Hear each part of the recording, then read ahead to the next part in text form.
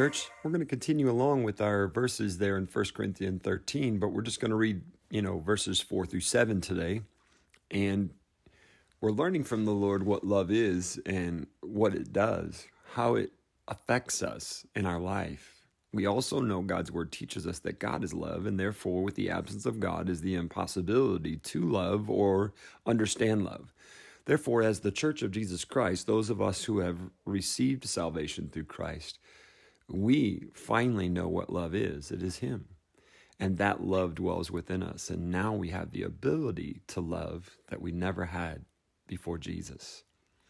So I want to read these scriptures here and receive the challenge that God places before us in His Word about what love looks like. You ready? Love is patient and kind. Love is not jealous or boastful or proud or rude.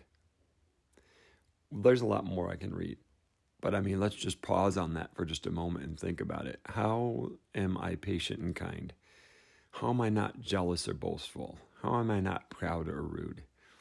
As a Christian, these things should not be within us, and the love of God should be radiating through us. And therefore, He's letting us know that as a Christian, our conduct, our actions, what we do, as we heard in the previous devotional, we can do all kinds of stuff, but if love's not the root of it, it doesn't matter. And now today we see that our very reactions, our projection, who we are in a person, we need to make sure that it is based in love and acts in love. So let's continue reading now in the next verse. It does not demand its own way.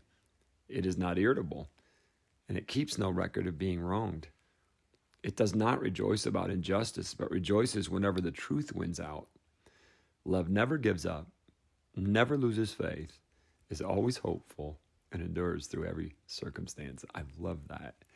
You see, that's how, as a Christian, we can always have a great attitude and a positive heart going forward, understanding that, man, God has got us. He's taking care of us. And we see this in the reflection of God Himself and His redemptive plan for humanity. As we look at ourselves, what God is asking us, man, we're supposed to be like, I'm not talking about a positive like craziness. I'm talking about a positive faith and who God is and what He's doing. So love never gives up, man. We're always pushing forward. We don't lose our faith. We're always hopeful. And we're enduring no matter what we're facing. So let's be that loving church and that loving Christian that God has called us to be and live this truth. The world is desiring to find love, for they need God. And when we model God, live God, and are in the heart of God, they will desire it all the more. Let's be His church.